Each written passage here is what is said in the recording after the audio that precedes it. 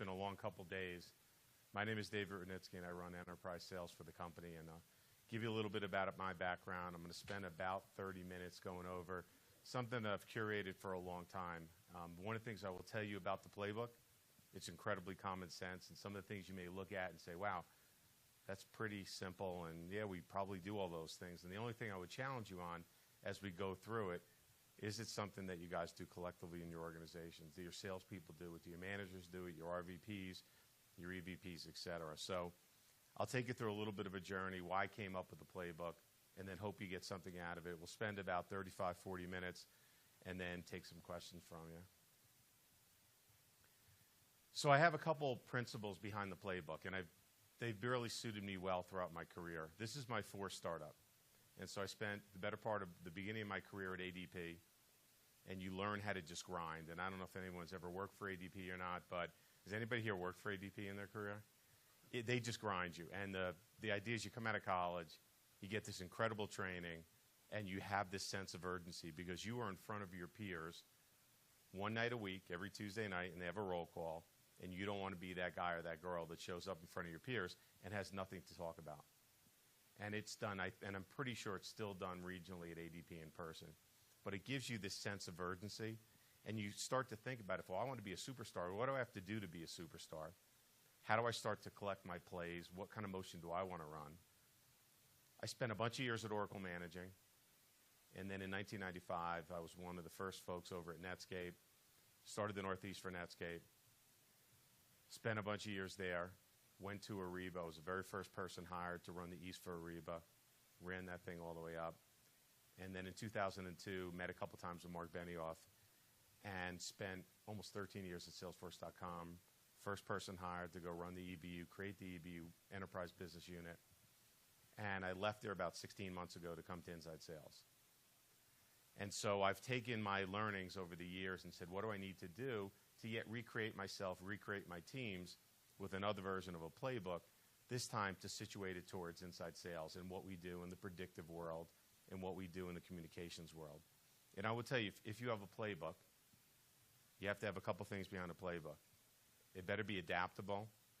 You better be able to mold it, shape it, twist it. It's got to be resilient. And the other thing is you got to repeat it, right? And make it repeatable time and time again to scale it. Because if you don't, you end up in a situation. I'm a huge New York Giants football fan. I live in New Jersey. Diehard Giants fan. I hate two teams, the Eagles and the Cowboys. And 2 years ago, DeMarco Murray left the Cowboys, and I was happy about that, but he ends up in the Eagles. And I was not happy about that until Chip Kelly decided he wouldn't change his playbook. And if you know anything about football, Chip Kelly's a run-and-gun style offense, very fast-paced. Not sure why they went out and got a free agent like DeMarco Murray, who's a workhorse, needs the ball 25, 30 times a game. He wasn't getting it. And he had a miserable season. And he left there. Why did he have a miserable season? He's an extreme athlete. He was the best running back in the NFL by some wide margin the year before. But Chip Kelly never changed his playbook. Never adapted it. You know, imagine if I was still selling the way I did at ADP, through Netscape, through Ariba, through Salesforce, through here, I'd fail miserably. All right, so the first thing is think about a playbook being something that you really have to tailor and move around. And I have these principles. I really do believe in them. And they may sound simple, and I'm behind the principles. I'll actually share some of the playbook with you. But in probably 2012, somewhere in that time frame, Mark Benioff had a bestseller called Behind the Cloud, and Mark asked me to write a chapter, and he said, hey, help share with the world. How did we start this billion-dollar business? I mean, my first year at Salesforce, we did $23 million. When I left, we did $6.5 billion. So what were the learnings? And one of them was this playbook, and the idea that you have to start fast. So I don't care what industry you're in. I don't care what product or what service you sell. You have to get off to a quick start because you get behind the curve all day long, all week long, all month long. If you are in the cloud space, it kills you in terms of a revenue model because everything is ratably recognized.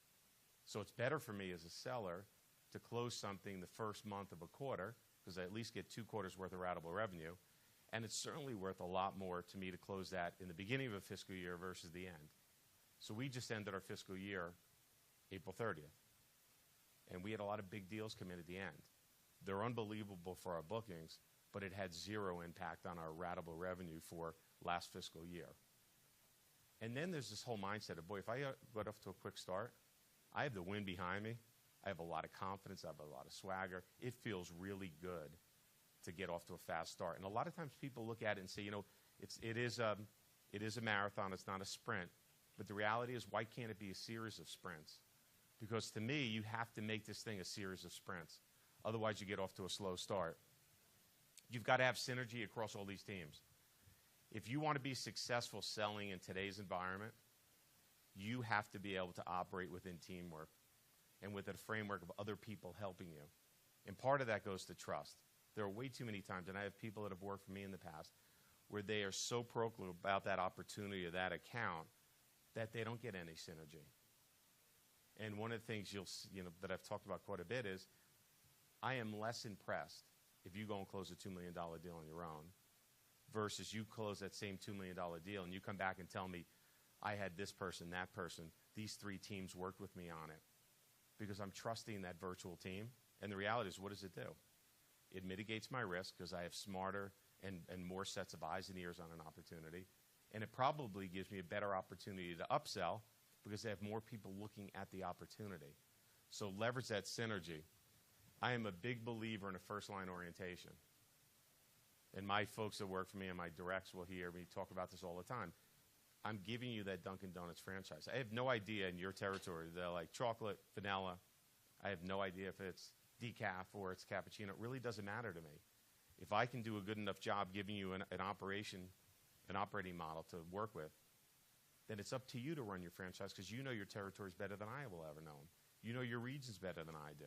So have this ability to entrust them. You've got to empower your first-line managers. They have 2 things going for them. They have the most important job in the company in terms of sales. They also have the most difficult job because they are at the point of sale. They're making those real-time decisions. You need balance. It's not a lot of fun in the long run if you're on a winning team and 1 or 2 guys are scoring. And if you're a basketball fan, I'll use a lot of sports analogies, but this year the Cleveland Cavaliers are a much different team than they were last year. Why? Because last year they just got on LeBron James' back and ran it as hard as they could. A lot of injuries, Kyrie Irving, Kevin Love. This year, much different team. A lot more people putting points on the board. So it's great to have those superstars. We all need superstars because you need someone that everybody aspires to. But boy, if you don't have everyone else putting points on the board, at some point they don't feel that great about their job. And sometimes, myself included, you get so enamored with the superstar, you lose sight of it. You lose sight of the fact that there are other people need to feel good every day when they go about their job and get them psyched up and get them motivated. I'm a big believer in the beginner's mind. And I used to not be.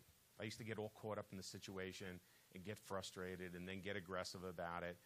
And one thing that I learned from Mark Benioff is you have to have this beginner's mind. You need to take a situation and look at a different way of approaching it, particularly when you're trying to drive a high-end sale. The worst thing you could do is get yourself into a situation where it's, I did it this way before. I closed it this way before. This is the play. These are the plays that I ran. It goes back to that DeMarco Murray analogy I gave you. Chip Kelly wouldn't let him run the ball. Well, he failed, right? And so have that beginner's mind. You got to think out of the box. And as leaders, we have to encourage our people to think out of the box. Because to me, and I've always tried to do this, create a culture of trust. The last thing I want is a rep, particularly a younger rep with a little less experience, not wanting to voice his or her concern or his or her opinion, right? So I've always tried to approach this with the beginner's mind. Not always good, but I do try to approach it. I don't get as nuts as I do about certain things as I used to in the past. You have to have this go for mentality. What we do is not easy. I don't care what you sell. And if you were here in the presentation before and Thomas Winter from Cisco presented, there's a lot of forces against you as a seller. Right? You got to change pretty quickly. There's this whole digitization strategy going on with most organizations. He showed one study that talked about the sales cycle is pretty far along once you engage. There's a slide that I've shown in the past. We did a study with Harvard Business School a couple of years ago. 60% of a decision is made before you even engage with that buyer. Right? So you have this Google theory about moment of truth. So you have this 0 moment of truth. By the time a buyer engages with you, he or she has done more research than they've ever done before.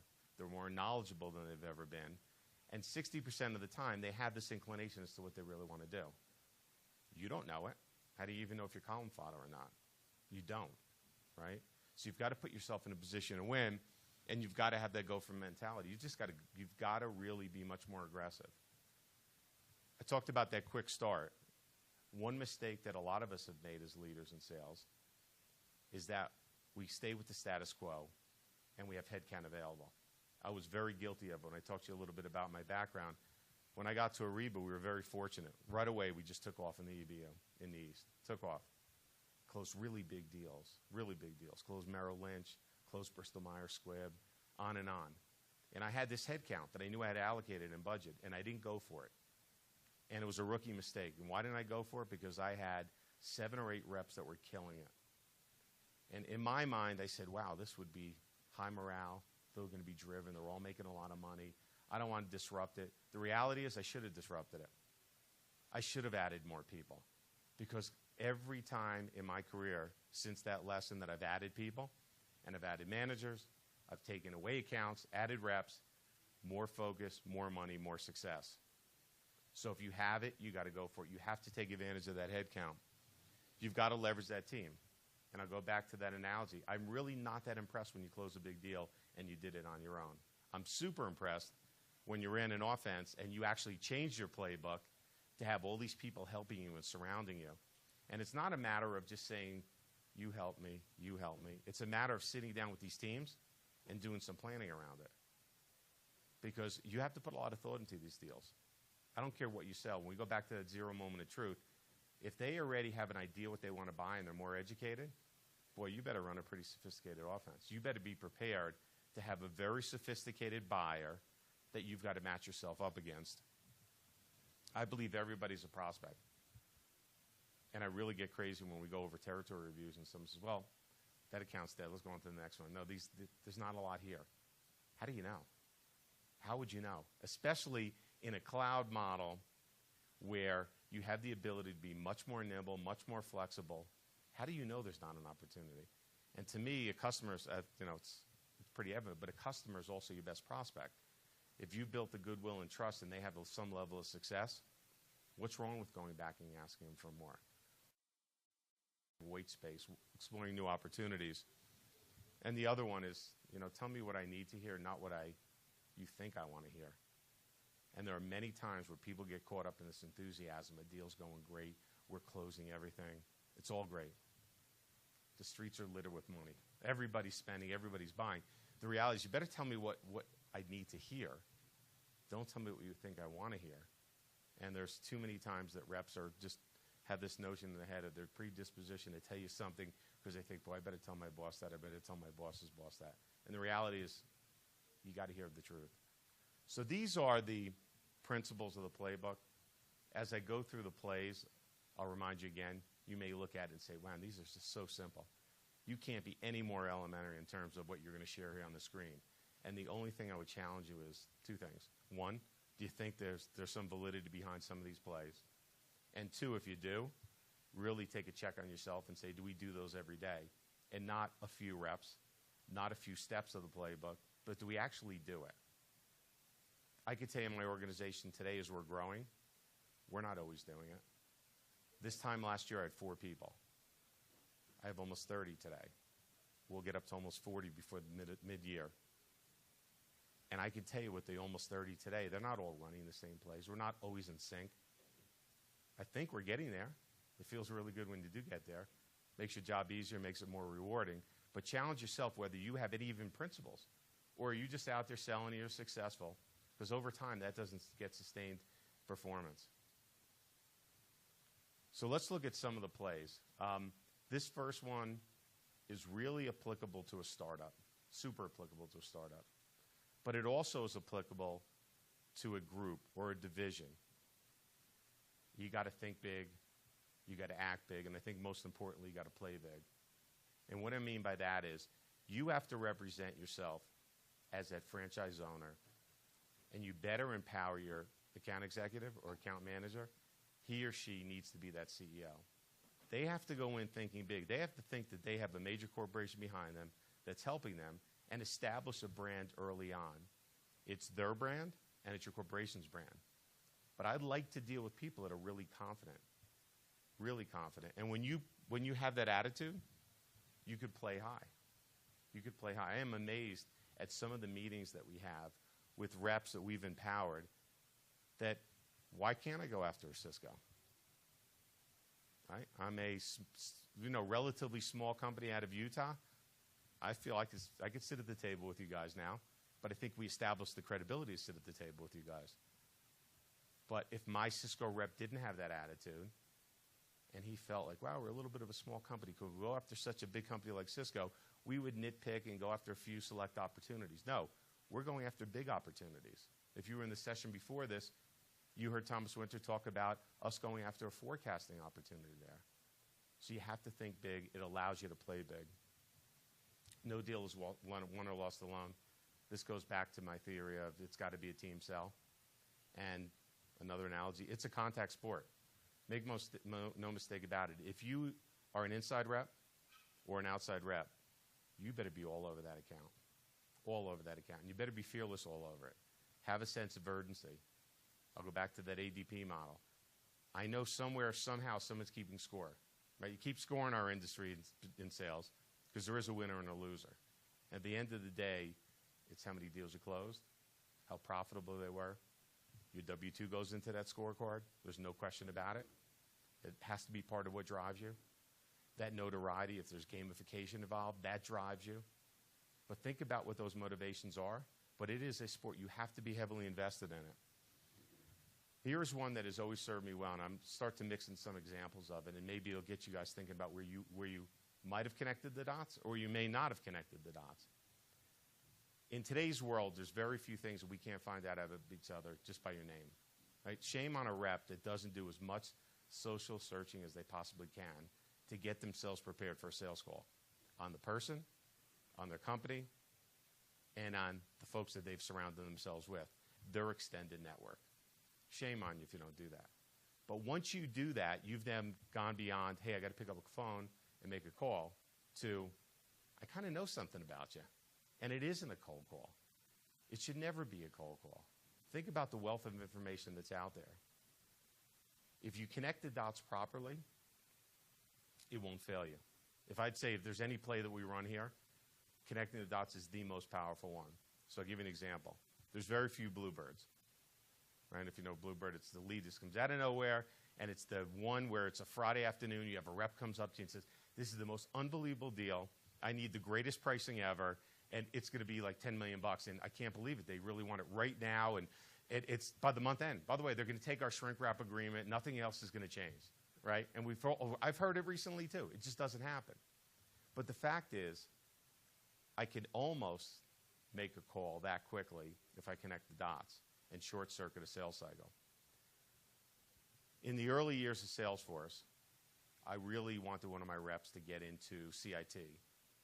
When we went through the recession, they changed their structure, but they were a really big lending institution in the U.S., particularly in the New York area. And we had just done a really big deal with ADP. And my rep was struggling a little bit, and I said, just let me sort of see if I can connect the dots a little bit. And I look at the board of CIT, and there's Gary Butler, who was the CEO at the time of ADP. And ADP had a lot of success with Salesforce. I knew Gary a little bit. I had worked at ADP a bunch of years. He was a big sales manager when I was out of college. Send him a note. I said, Gary, you know you guys are doing really, really well with ADP. We want to get into CIT. Is there anybody there you think you'd help us out with? Sends me back a note. He goes, I'll do you one better. Meet so-and-so. He's a brand new CEO. Just came from Merrill, who was now a customer of ours too. And he said, I'm going to walk you right in there. It's awesome. And I'm on the board. This is great. One call closed, guys. $3-point-something million. So Jim Steele, who was my president and boss at Ariba and Salesforce in here. So he and I have connected the dots for 16, 17 years. We take the Dave and Jim show and we go on the road, and I get in touch with this fella, Jeff, and he says, come on in. And we get there, and it's me, Jim Steele, and the CEO. And Jim spent the first 5 minutes, if any of you know Jim, he can get caught up in things, and he loved this guy's suit. And he had just come back from England. He brought a bunch of bespoke suits back, And the whole time, Jim, can I see that jacket? And he's showing them the line, and they spent the whole time talking about clothes. And we sit down, he said, so I hear great things about you guys from ADP, from their CEO. Yeah, any slides? Like, what can I see about it? And Jim said, can you give me a browser? I'll actually show you how I run Salesforce. So Jim gets on and shows him in real time. He said, listen, this is real data. We're a public company. I'm going to fly through my dashboards pretty quickly, but I'm going to show you opportunities. I'm going to show you how we forecast. I'm going to show you what a rep puts in activities. I'm going to show you integrations to third-party products. We sit down. 40 minutes later, he goes, hey, I got to be right back. He goes down the hall. He brings in his CIO, and he brings in his head of sales. He said, see this, guys? We're going to do something with them. Less than 30 days later, we had a $3-point-something million deal. Now, I think I'm pretty good, but I'm not that good. But I was good enough to connect the dots. I didn't even have my rep there. I didn't even have my RVP there. It was just me and my president. But what did we do? Really old-fashioned? We cold call. But it was a highly, highly qualified cold call by connecting the dots. The reps that work for me know whenever we talk about an opportunity, so I'm going to go back to a playbook's only good if you adapt it, and then if you repeat it, and repeat it, to the point where people start to talk in the terms of the playbook. And the guys that work for me know when we talk about a deal, one of the things I'm going to ask you, or Jim's going to ask you, or now I have Dave Elkington asking you is, have you connected the dots? How about using our board? How about using our executive team, right? And focus on the why nots. One of the things I really, really hate is this idea of the master of the obvious. It drives me insane because I know why we're pretty good. I know what we do well. You know, they want us because they want to increase the productivity of their inside sellers. No kidding. I get that. That's what we do. They want to increase the forecast accuracy across the enterprise. Yeah, I get that. But that's not why you're winning the deal. Why you're going to win the deal is to make sure that you head off any of the red flags. So challenge your reps to focus in on the why nots. The why nots are always there. Always there. I mean, table stakes, I'm going to figure out why you want me. But boy, there's one or two people who probably don't want us there.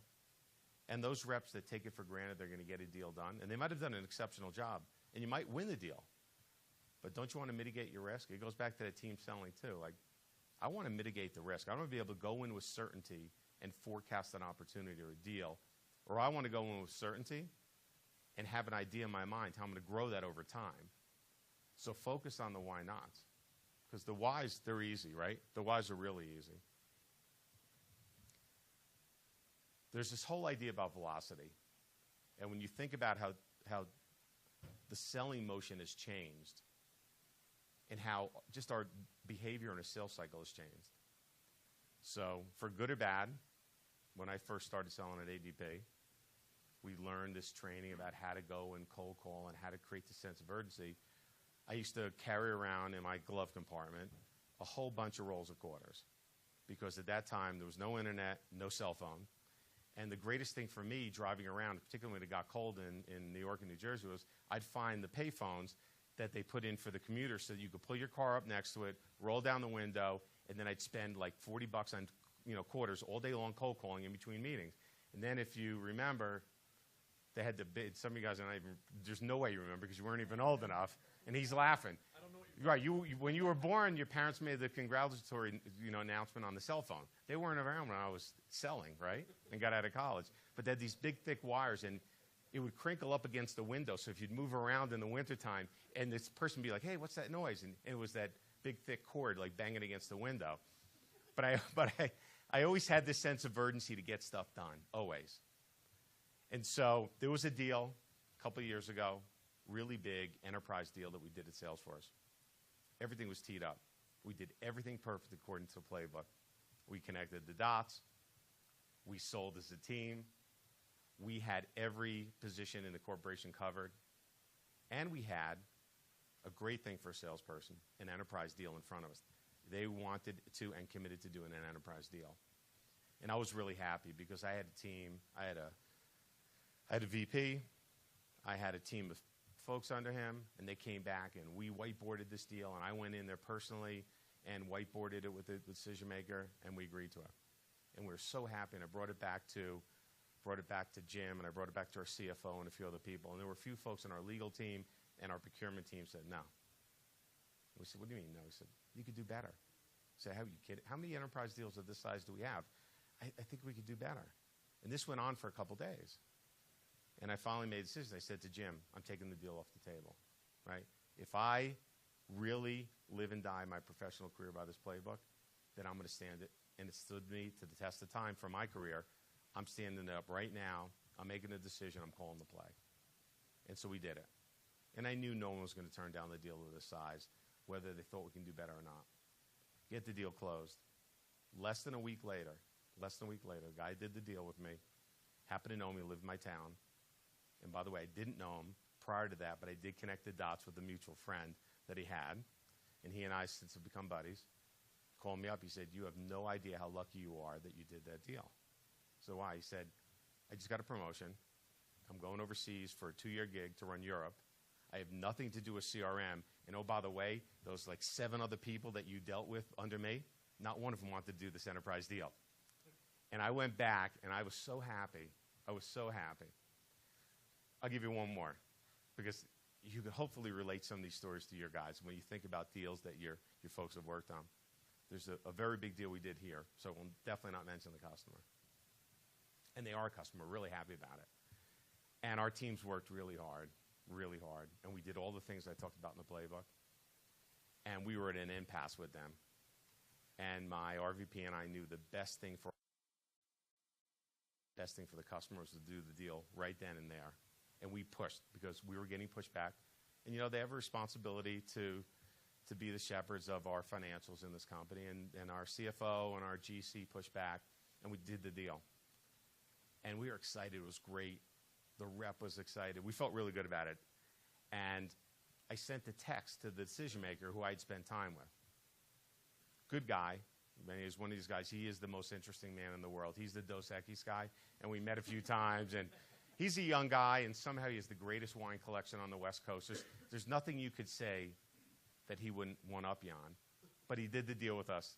And I texted him, and I said, so-and-so, thanks a lot. This is exciting. I'm really happy. Really appreciate all your time on this. And he called me back like 2 minutes later, right? And, hey, how you doing? And he said, hey, I got to talk to you about something. I said, hopefully you got my text. I'm really appreciative of it. You met our quarter end. He goes, no, I really need to talk to you something else. I said, what's that? He goes, can I work for you? I said, why? He goes, I don't work in this company anymore. I said, but you just did the deal. He said, yeah, but I was transitioning out, and they knew I was going to get it done. They let me complete this deal. A week later, there's zero chance we would have got the deal. We would eventually would have closed it. There's zero chance we get it by quarter end. So always take the deal off the table. You have to get your face in the place. And I am very, very adamant about this strategy. This part of the playbook, there's no exception. You have to be engaged. If you are an outside rep, like the ones that work for me, you have to walk the halls. You absolutely have to. You have to be in there all the time. You don't win the trust and confidence of folks if you're not engaged with them.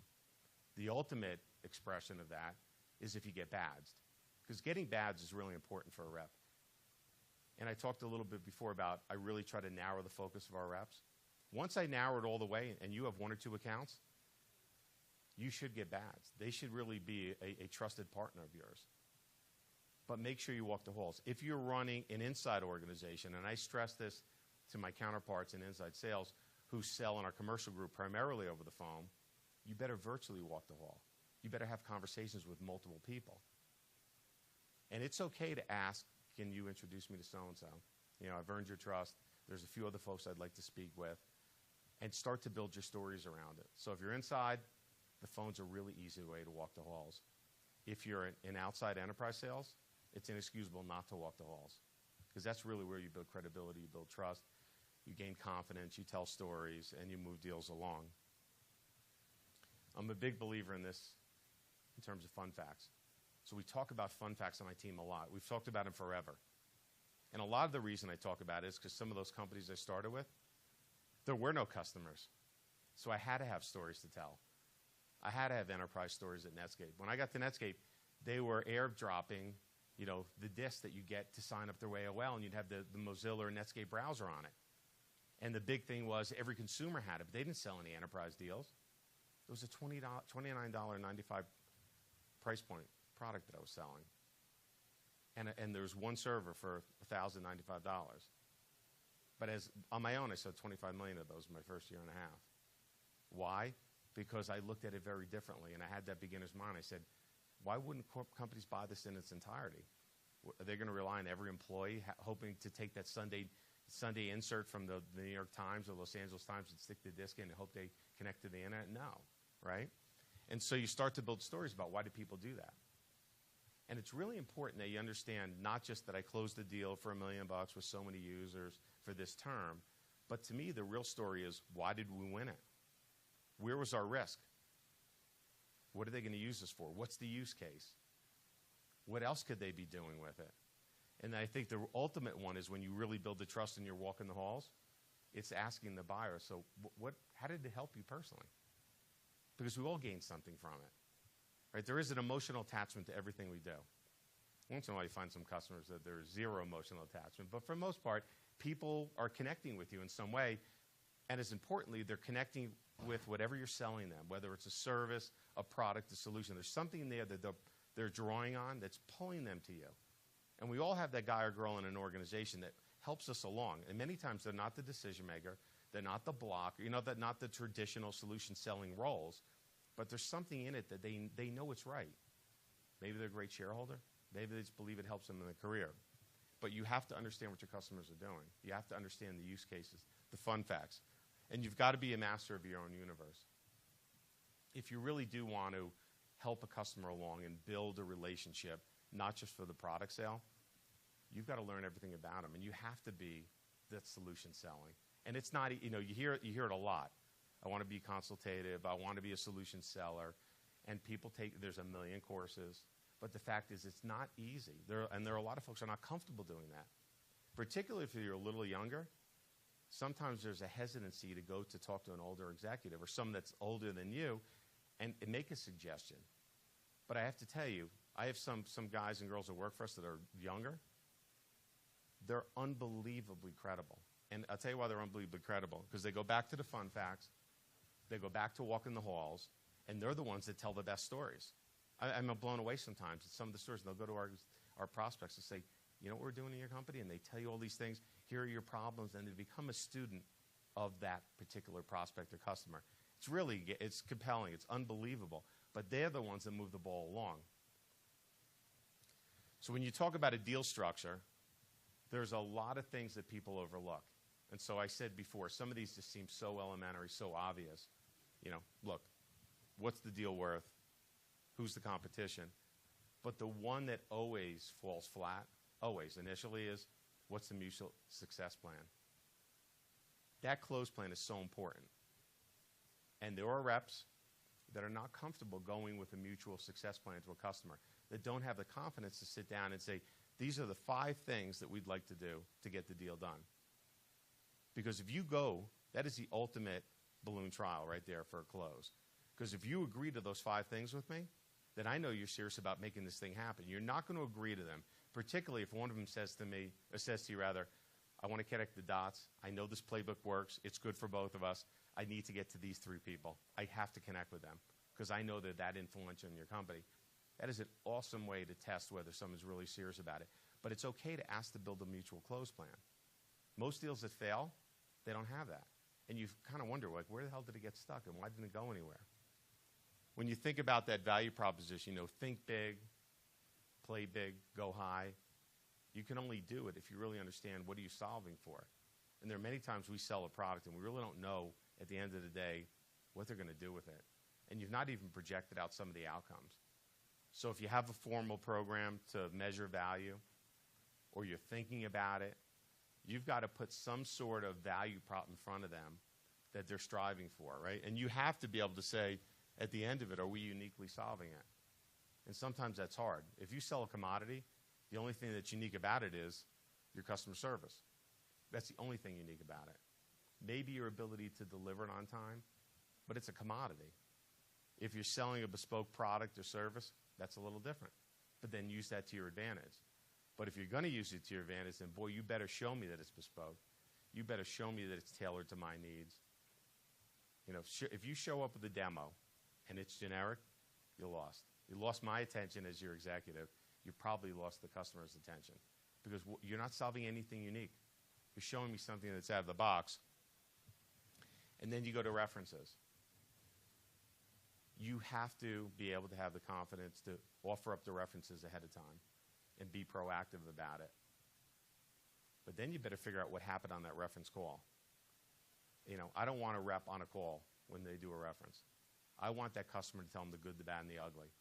If the calls are too good and the rep is there and they're sort of keeping an eye or ear on what's going on, there's a good chance that trusted partner that they've brought in to be the reference call probably won't say what went wrong. But none of this stuff is perfect, particularly in the software industry. It is not a perfect science. And I want my prospects to hear, it was tough. And I'll tell you why I want them to hear it. Because in that same sentence, I wanted to hear, it was tough, we had some issues, but boy, I've never seen a company rally around a problem and solve it for us. It's not perfect. It's not perfect. And so I need them to tell them what we did to help them. Okay? And then the last one, and this is hard. It's building that business case. And it's really hard sometimes to try to figure out how does a company benefit from it. And one of the things we found through some of these studies that we did with Harvard and some of the other ones is that there's this educated buyer in advance of you even engaging, and that educated buyer is more limited in the way they get money in their organizations, and they're up against a constraint.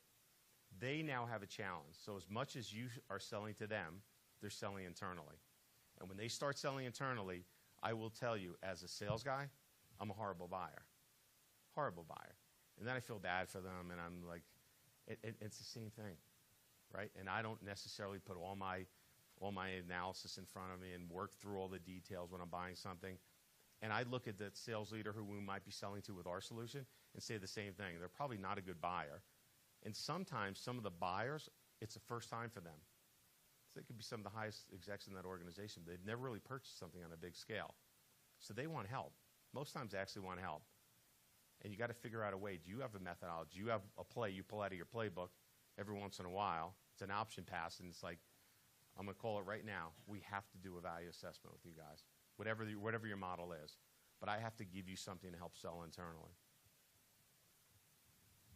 And when we talk about the compelling event and taking that deal off the table, that joint plan has to have goals in sight that we both agree to. So we talked about a close plan a couple of minutes ago. Close plan does no good unless I have an end game to it. Like, here's dates, here's responsibilities, here's owners. Are all of us willing to step up to it and take ownership of it? Because if we're not, it sort of looks like a closed plan. Does it really get me to move that deal forward? Does it help me take it off the table? And the hard one for the connecting the dots and getting that champion, and I mentioned it before, is what's really motivating them? What is it that's driving their behavior? We had closed a deal a couple of years ago with a very large bank, and I didn't know it. Nobody knew it, but it ended up being a merger of two very large financial organizations, really big. And there was somebody that really had a stake in it, and we couldn't figure out why. And his position didn't necessarily lead us to believe that he would be the ultimate owner of what we were selling at Salesforce. But boy, was he involved, and he was so invested in the activities of what we're doing. Sort of was a little bit off to the side in terms of the evaluation itself, but came on pretty strong. And this whole idea of what was in it for him, we really couldn't figure out. But he seemed to be influencing people, and we'd ask people in his own organization, couldn't get to the bottom of it. But you have that gut feel every once in a while. You say, there's something here. There's way too much interest in what we're doing. And so we started running a couple plays towards him. So all the things that I talked about, we started connecting the dots. And it turned out that there was a fellow that he worked with prior to another bank who was a great customer of mine. I didn't realize that. And we made the connection. He allowed me to go in, and he sponsored me to go meet him. And so now we had a guy that was really interested to a guy that got engaged. Simple phone call, right? Really simple phone call. But then all of a sudden we started to realize there was something else in place. It turned out he merged with another large institution. None of his employees knew it. We didn't know it. He ended up running the whole thing for sales. He ran everything. And he had a really big vested interest because the company that they were acquiring was an awesome customer of ours already. They weren't going to rip and replace. He looked at this as a new platform to leverage the synergies of the two companies. And in his mind, he said, wow, I could be the power broker here, right? Because I come out as a winner. I'm supporting both of these things in both environments. And it turned out they're, exponentially bigger than they were. He's got a power position there. And we sort of connected to it. We knew there was something there. It was very difficult to try to figure out his own personal gain on it. And one of the things that we get caught up in a lot is you find that person, you absolutely know the key person, and we become single-threaded. We are working on a deal now at Inside. Our rep on it was as single-threaded as you could possibly get. And it was the qualified buyer, but we couldn't get him past this one thread. And as much as we're pulling and we're challenging, we kind of broke it open. It turned out that as we pulled on that single thread really hard, like that, the button popped off, it unraveled. The person we were with was really important, but it was the one at the end of that thread that was most important. And I think that was brute force. But we just knew, my RVP and I knew, that when we did all the challenges that we do in these account challenges, and we did the litmus test for some of the things in the playbook, we were single-threaded. That was really our biggest risk there, because we knew everybody wanted us. We weren't trying to get the deal done, and we finally pulled it through. Now, when we pulled it through, we found out the button at the end of that thread that we're pulling is really hard to crack through. He's a very difficult buyer, but it's absolutely clear now who that buyer is, and we've taken that other thread in parallel, and we've made her still feel like she's the main thread. And she's been unbelievably helpful trying to pull the other guy along right now. But it took a lot to uncover it. This is a big one. When you talk about being in there, who's responsible for changes? Because there's that underlying current that always happens in these organizations.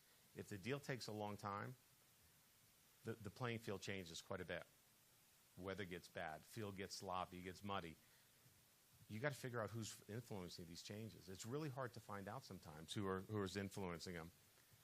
And then, to me, and we had a breakout session earlier, you have to have this sort of dynamic org chart. And one of the things I really like to see when we go through these account challenges is I'd like to see the hierarchy and the structure, but more importantly, I kind of want to see a political map more than I ever want to see an org structure. Because the political map is the one where you win. Like, the org structure is kind of fun.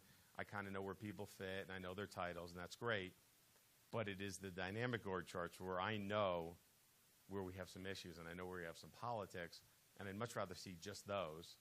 And sometimes the politics, and this is the one that we get caught in sometimes the politics are between sister organizations. And you're winning a deal, and everything's lined up perfectly, but they're being influenced by another division. And never take that for granted, because then you have to start that whole process all over again. So we are right at the end, sort of before questions and answer. 2 questions. One, did you get something out of it? And even though it is basic, I think the next one is challenge yourselves. Are you guys really doing this? You might do it in pockets. You might have a rep do it. A rep might do some of it. The only thing I would encourage you before I take any questions, if there are any, is just have them do it all the time. It's so simple, yet we lose track of the really simple things when it comes to selling. Any questions, comments, anything I can help you out with? Yes, sir. Most of it's in Mark's book, yeah. At some point, I want to really write a book, but it's a PowerPoint book right now. So, what else? Anything else, guys? Yes.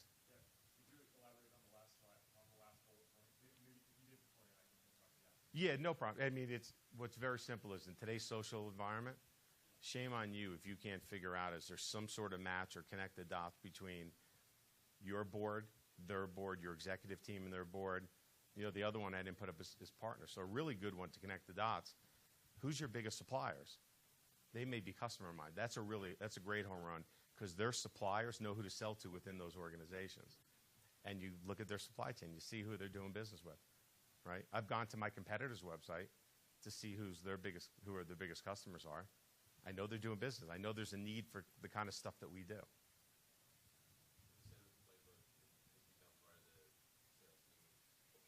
Correct.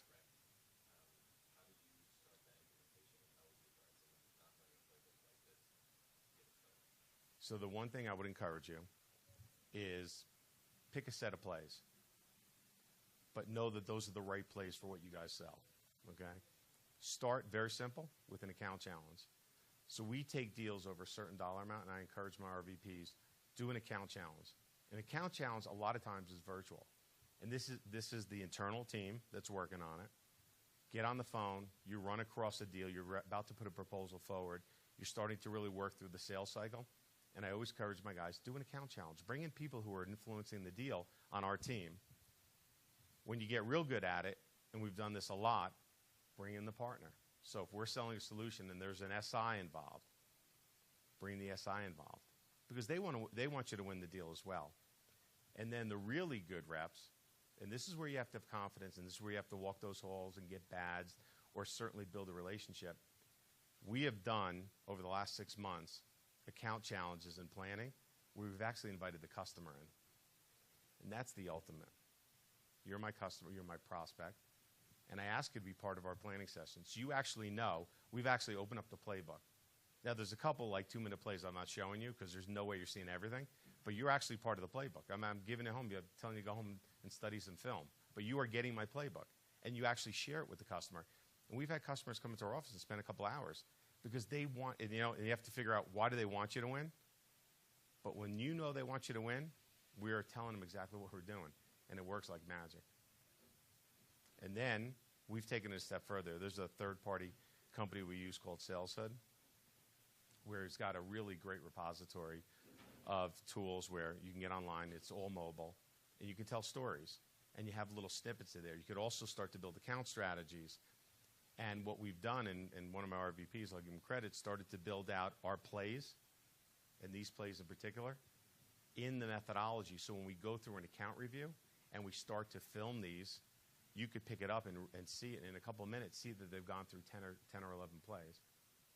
And then when you start to do an account challenge, before you show up in a meeting or a regional review, go watch some of the plays in SalesHood.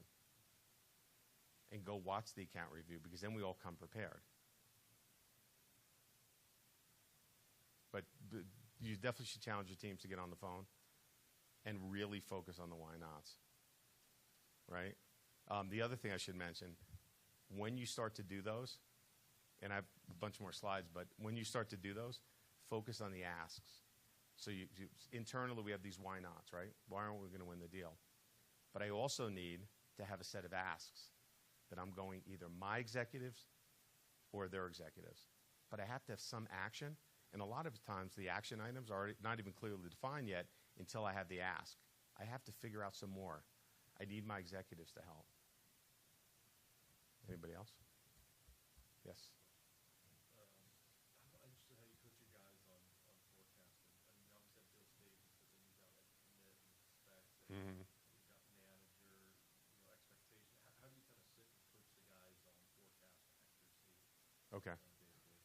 So in terms of forecast accuracy, one rule that's never failed me is I assume the worst case for the month is what the reps forecast. Like, not even close, right? The reps will give you the most conservative forecast with little to no risk. And then I ask my RVPs to scrub it. And so at the next level, it's, okay, what are the baseline, what are we going to get?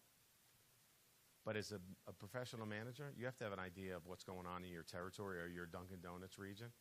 And you better know what stores are doing better than others. And you can kind of figure out, based on their input, where you're at. I would tell you the one thing I ask my guys over a certain dollar amount, be personally involved in the deal. Because those are the ones that move the needle. We call the other ones cats and dogs under a certain amount, and we use that nomenclature on my team. But the cats and dogs, there's so many of them that if you lose one, you get another one. They don't move the needle on the forecast. But over a certain dollar amount, at least in our maturity, I've defined a certain dollar amount. Those move the needle. Those are the ones I ask the RVPs to step up and say, out of the ones that are not committed from the reps, you have a good sense. You're involved. That's the closest to the pin. That's the gut feel. Really, what are you going to bring in? And the only thing I ask is that I go back to the RVP orientation. They're the franchise owner. They own the forecast, not me, and not the rep.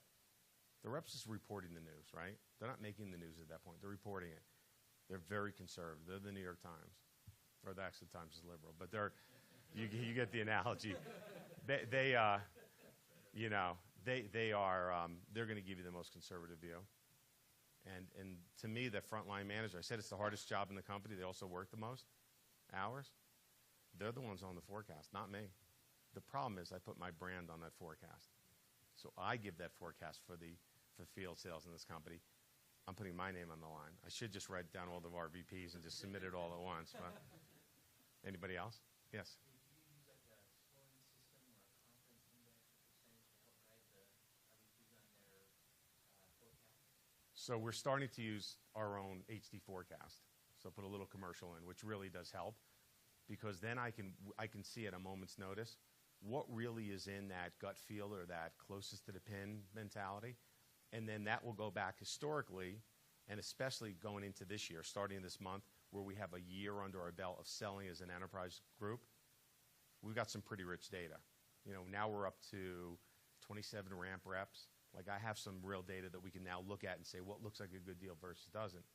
But prior to that, this whole past year, it was sitting down. We use Salesforce. So I'd use Salesforce's forecast module. And in Salesforce, you can do commit, best case, pipeline. And then, having spent almost 13 years there, I know how to game the system. So then we'd go into manager's notes. And in manager's notes, as long as you put in you could do keyword search in manager's notes. Reps can't see manager's notes. So we would put in commit, CTP, cats and dogs. We put in all the stuff that I use. And so when we'd sit down on Friday mornings for my forecast call with my RVPs, I run reports from Salesforce based on the keywords, not the reps forecast at all. So I hope to tell you this time next year that it's entirely automated by the machine learning, and that I think we'll get there. We'll get there in the next couple of months, actually, where out of our HD forecast, since we have a good amount of data behind us now, it should generate the forecast for us, right? In a mature customer that we sell to, like the Ciscos of the world, if we're fortunate, there's so much data there that the machine learning comes out right away. You know, a year ago I had 4 reps. So we didn't have a lot of learnings. So anybody else? Well, good. I thank you guys. Hope this was productive, and I really appreciate the time you spent with us the last couple of days here. Safe travels. Thanks, guys.